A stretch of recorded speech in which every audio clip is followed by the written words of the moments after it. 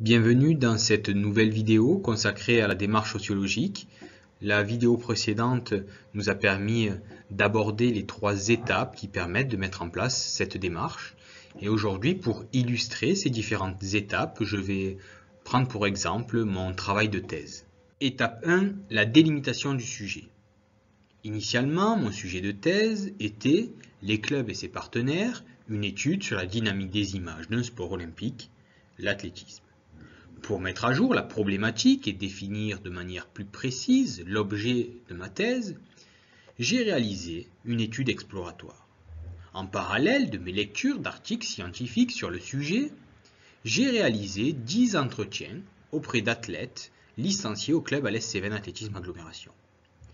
Cette expérience sur le terrain, en tant qu'apprenti chercheur dans le cadre d'une thèse, a joué un rôle important dans le déroulement de la thèse, et ce, pour plusieurs raisons. Premièrement, l'étude exploratoire m'a permis de prendre mes marques et des repères sur mon terrain d'étude, en me faisant prendre conscience qu'il fallait que je prenne une certaine distance par rapport à mes différents rôles dans le monde de l'athlétisme pour adopter une posture de chercheur. Car impliqué depuis de nombreuses années dans le monde de l'athlétisme, à la fois comme athlète, entraîneur et organisateur de compétition, mais aussi comme président de la commission des jeunes au comité départemental du Gard d'athlétisme, je ne voulais pas tirer des conclusions trop rapides sans prendre le recul suffisant pour adopter une posture de chercheur en réalisant un véritable travail d'introspection pour y trouver une source de réflexion et des explications aux différentes thématiques que j'aborderai dans ma thèse. Deuxièmement, l'étude exploratoire a fait ressortir différents thèmes et points d'approche sur l'objet de ma thèse. À la suite des entretiens, 5 thèmes ont été retenus. Le premier, le profil socio-démographique des pratiquants. Âge, profession, niveau d'études, sexe, nombre de personnes dans le foyer, salaire. Le deuxième, les habitudes de pratique. Seul, en groupe, en famille, nombre d'heures d'entraînement, spécialité, niveau de pratique. Le troisième, les dépenses et les avantages que l'athlète peut avoir, que ce soit en termes de dépenses pour l'achat d'équipement, d'inscription aux compétitions, ou également pour les frais de déplacement. En ce qui concerne les avantages, est-ce que l'athlète a des sponsors? Est-ce qu'il a un équipementier? Est-ce qu'il se fait rembourser ses frais de déplacement sur compétition? Est-ce qu'il a des inscriptions aux compétitions qui lui sont offertes? Peut-être qu'il a des primes aux résultats? Tout ça lié à la pratique de l'athlétisme. Le quatrième, les motivations à la pratique de l'athlétisme.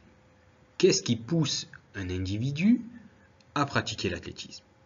Le cinquième point, la motivation à l'utilisation des réseaux sociaux par les athlètes. Qu'est-ce qui pousse un athlète à vouloir communiquer ses performances sportives sur les réseaux sociaux?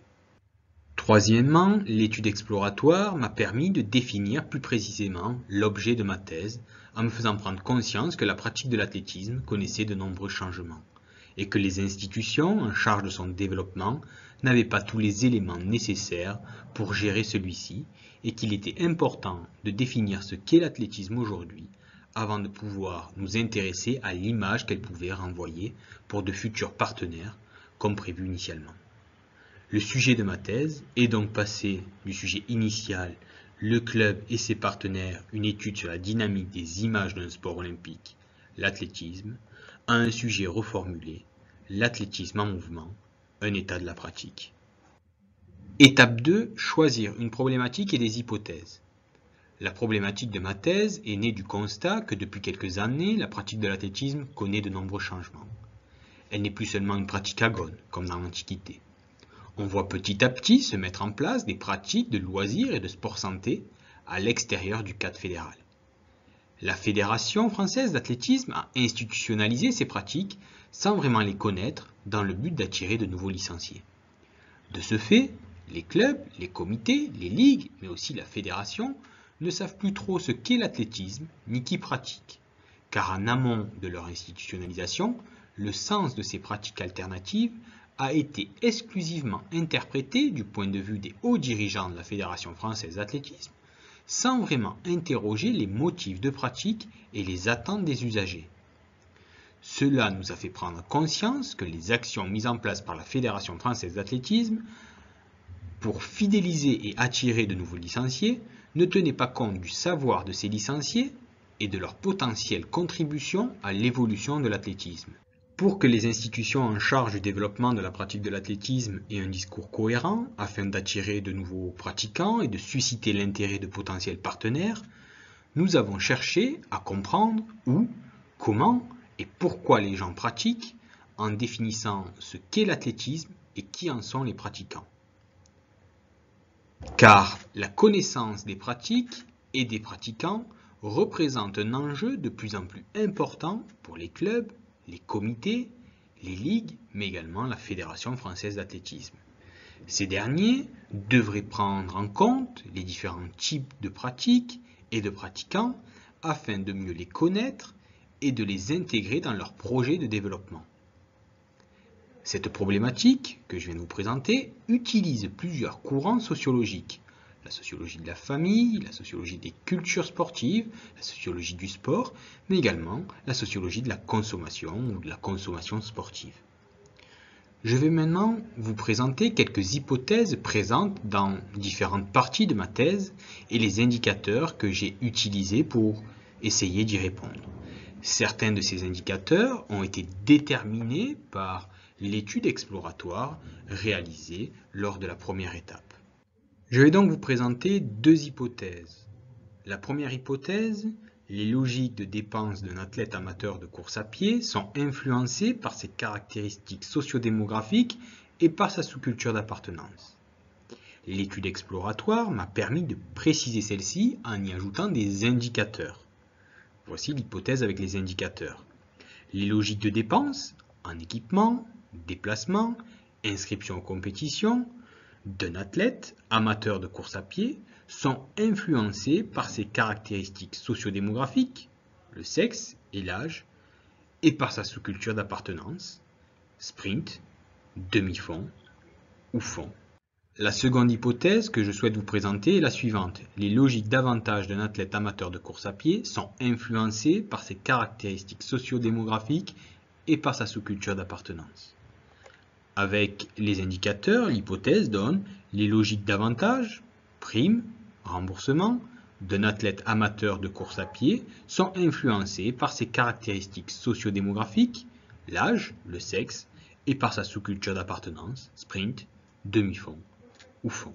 Étape 3.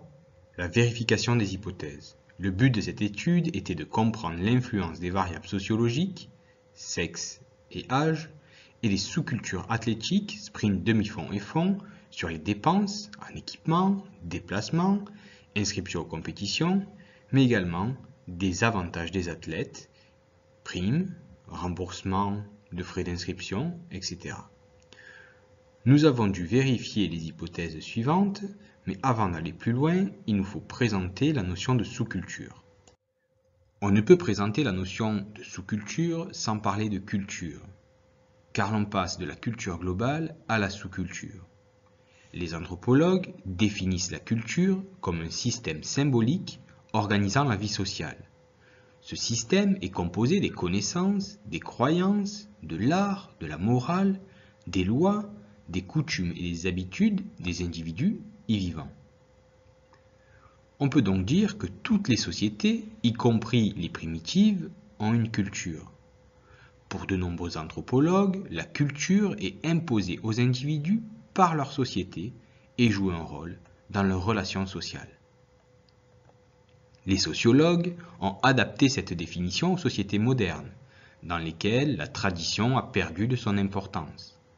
Ils ont donc défini la culture comme étant l'ensemble des valeurs, c'est-à-dire les finalités idéales poursuivies par une collectivité, mais aussi comme un ensemble des normes, c'est-à-dire les règles de conduite qui découlent des valeurs mises en place dans la société.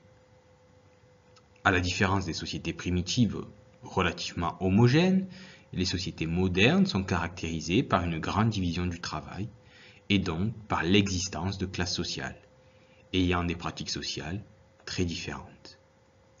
Pour rendre compte de cette diversité, les sociologues ont développé le concept de sous-culture.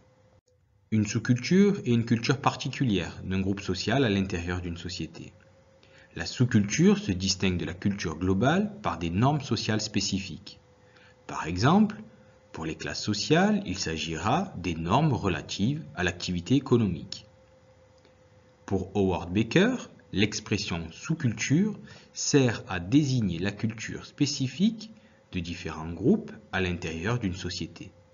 Ces groupes présentent un certain nombre de traits culturels communs, mais aussi des traits culturels spécifiques que l'on ne retrouve pas dans tous les groupes sociaux qui composent la société. On peut distinguer différentes sous-cultures en fonction de critères très divers. Au niveau de l'espace territorial, par exemple, on identifie des sous-cultures régionales. La sous-culture wallonne, la sous-culture flamande, la sous-culture bretonne ou encore la sous-culture basque. En fonction du milieu social également, on va retrouver des sous-cultures de classe. La sous-culture populaire, la sous-culture ouvrière ou encore la sous-culture bourgeoise. La notion de culture est relative. En effet, chaque culture peut être une sous-culture. Si on l'étudie dans sa relation avec une culture plus large, la culture belge ou la culture française sont des sous-cultures par rapport notamment à la culture européenne. Dans le cadre de l'athlétisme, pour faire un lien avec le sport, la culture du sprint, la culture du demi-fond et la culture du fond sont des sous-cultures par rapport à la culture de l'athlétisme. Après avoir défini la notion de culture et de sous-culture qui nous permettent de mieux comprendre nos hypothèses, nous allons maintenant passer à la première phase, la phase de recherche d'observation. Phase 1, la recherche d'observation. Pour avoir des données de terrain, c'est-à-dire les observations, nous avons mis en place un questionnaire. Nous avons donc fait une étude quantitative. Celle-ci s'est faite auprès des licenciés de la Fédération française d'athlétisme. Le questionnaire que nous avons diffusé permet de récolter des observations sur les variables telles que l'âge, le sexe, la catégorie socio-professionnelle de la personne, mais également sa spécialité athlétique ou encore son salaire. Mais il prend également en considération les résultats des entretiens et des lectures que j'ai réalisées lors de l'étude exploratoire. Cette étude exploratoire a fait ressortir 6 thèmes, 3 thèmes liés au budget, et nous avons recueilli des observations sur ces thèmes avec les questions suivantes. Quel est votre budget annuel pour votre équipement? Quel est votre budget annuel pour vos déplacements? Ou encore, quel est votre budget annuel pour vos inscriptions sur compétition? En ce qui concerne les 3 autres thèmes liés au type d'avantage, nous avons recueilli des observations en posant des questions du type « Bénéficiez-vous d'un ou plusieurs des avantages suivants en termes de sponsors d'équipement, de remboursement de frais de déplacement sur les compétitions ou est-ce qu'on a des invitations sur des compétitions payantes? Est-ce que l'athlète a des primo-résultats ou est-ce que son club le finance ?» Phase 2, l'analyse d'observation. Après avoir terminé notre collecte de données, nous avons analysé les observations obtenues par le questionnaire afin de réaliser des statistiques. Ces statistiques nous permettent de faire ressortir des résultats descriptifs avec un pourcentage. On peut savoir le nombre d'hommes qui ont répondu à l'étude, le nombre de femmes qui ont répondu à l'étude, mais également connaître le statut des personnes ayant répondu à l'étude, s'ils sont scolarisés, par exemple, ou artisans, agriculteurs, ouvriers, cadres ou retraités. Mais également, on a établi des tranches d'âge avec les personnes de 25 ans et moins, entre 26 et 50 ans ou 51 ans et plus. Nous avons également réalisé des ANOVA. On appelle cela des analyses de variance. ANOVA. Ces analyses de variance vérifient l'hypothèse selon laquelle les moyennes de 2 populations ou plus sont égales. Les ANOVA évaluent l'importance d'un ou plusieurs facteurs en comparant les moyennes des variables de réponse pour les différents niveaux de facteurs. Prenons un exemple. En regardant cette première figure, l'on se rend compte que certaines sous-cultures consomment plus que d'autres. Plus la course est longue, plus les pratiquants dépensent de l'argent, en termes d'achat d'équipement, de frais de déplacement et d'inscription sur compétition. Pourtant, comme le montre la deuxième figure, ceux qui dépensent le plus ont généralement moins d'avantages, notamment en termes de défraiement. Ces résultats nous permettent de montrer que la consommation des biens et des services associés à la pratique sportive, à la pratique de l'athlétisme, s'inscrit dans des interactions entre les sous-cultures d'appartenance des athlètes. Effectivement, un athlète, en fonction de sa sous-culture d'appartenance, sprint, demi-fond ou fond, va avoir un budget consacré à la pratique différent, que ce soit en termes d'achat d'équipement, de frais de déplacement ou d'inscription sur les compétitions, mais aussi va pouvoir bénéficier d'avantages liés à sa pratique de l'athlétisme différentes en fonction de sa sous-culture d'appartenance. Effectivement, on se rend compte que bien souvent, les personnes qui ont des remboursements sont les sprinteurs, pour les remboursements sur les frais de déplacement, sont les sprinteurs ou les demi-fondeurs. Cela peut potentiellement se justifier par le fait que ces personnes-là se déplacent beaucoup plus souvent en groupe sur les compétitions que sur les fondeurs qui font plus du tourisme sportif et aiment prendre part, par exemple, à différents marathons, du coup découvrir différentes villes par plus longtemps. C'est ce qui peut expliquer également le coût en termes de frais de déplacement ou frais d'inscription aux compétitions, car toutes les courses qui vont se dérouler sur stade sont généralement gratuites, alors que les courses qui vont se dérouler en extérieur vont être payantes, et plus la distance est longue, généralement, plus le prix de ces courses-là est élevé. Après avoir analysé et commenté les observations, il nous faut maintenant conclure et essayer de valider nos hypothèses. Les données que nous avons pu recueillir montrent que les dépenses et les avantages des athlètes amateurs de course à pied varient bien en fonction de la sous-culture d'appartenance, mais aussi par les caractéristiques sociodémographiques, comme on a pu le voir avec les ACP. Nous pouvons donc affirmer que les consommations de biens et des services associés au sport s'inscrivent dans les interactions entre les groupes sociaux d'appartenance et les confrontations entre leurs univers symboliques. Les résultats de cette étude ont fait l'objet d'un article scientifique publié dans la revue canadienne Leisure and Society. En ce qui concerne le domaine d'application de l'étude, prenons un exemple. Un club ayant une majeure partie de ses licenciés répartis dans les sous-cultures du demi-fond et du fond pourra, lors d'un rendez-vous avec un équipementier sportif, se servir de ces résultats afin de susciter l'intérêt chez le potentiel sponsor. Car, au vu de la consommation en équipement des personnes pratiquant le demi-fond et le fond, il pourrait être intéressant pour cet équipementier sportif de devenir partenaire du club, car il bénéficierait assez rapidement d'un retour sur investissement. La troisième grande partie du cours est maintenant terminée. Dans les prochaines vidéos, nous traiterons de la dernière grande partie du cours, les sciences humaines et sociales dans le sport.